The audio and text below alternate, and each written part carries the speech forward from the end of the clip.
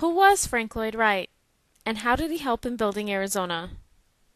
Frank Lloyd Wright was born in 1869 in Wisconsin. You may have heard his name before. He was a legendary architect known worldwide. His projects in Arizona began in the 1920s. One such project was the cottages behind the main Biltmore Hotel. At first glance, what appears to be simple actually incorporates Wright's trademark features of windows that meet at two walls and the landscape being flush to the house.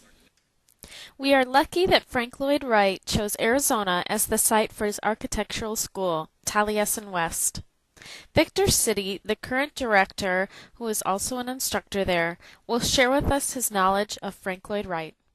I wanted to introduce you to Taliesin West through this red square, which you can take a look at. It has a quote of Walt Whitman, and Frank Lloyd Wright was very influenced by Walt Whitman and felt that this place, Taliesin West, represented his ideas about what America could be. Here we are at the entrance to his house here at Taliesin West. This is his front door.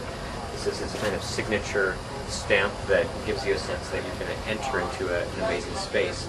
And his living room is over here, but you notice that he finds a way of almost effortlessly and seamlessly connecting this tree into the buildings, and the tree in fact grows around the buildings. It was as if he knew that 50 years after his death he would be able to invite you to a place that was almost like a secret garden of sorts. And then he comes to Arizona desert and realizes that the one thing that you need to do is provide shade to the inhabitants. And so what he does is create a composition out of canvas, which was a very inexpensive material to shade people, tents, for example, and then uses redwood and stone and glass to augment that experience of being in a place like the Arizona desert.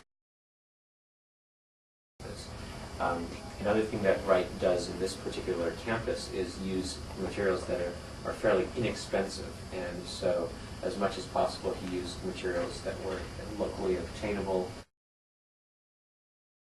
Now fully accredited. We have bachelor's and master's degrees that we offer to our students. Our students, after graduating, can do internships, take the board exams, and become licensed architects. And so there are a variety of things that plug us into the wider formalized role of architectural licensure. On the other hand, we do things that are kind of cool, like we don't have exams. We in fact do, we assess our students' learning through portfolios and evidence-based assessment. So those are ways that our program still has a lot of characteristics of the program that Frank Lloyd Wright started in the 1930s. When Frank Lloyd Wright and his band of architects and students came to Taliesin West, there was absolutely nothing here, just the desert. And so the students built these bases for tents here. And you can see this is just a simple 8-foot square concrete base. There's enough room for your bed and maybe a night table. The students loved living outside in the desert. It was kind of like camping, but a little bit more developed than that. But what was fascinating was that you could learn about architecture in a very fundamental way. You can learn about what the essence of shelter is, and how better to learn about the essence of shelter than to kind of withstand a desert storm inside one of these tents where you're hearing the rain coming down on you and you're feeling the wind moving the canvas around. And so the students would experience these storms inside the tents, and they would decide to do small changes to make the tent a little more permanent.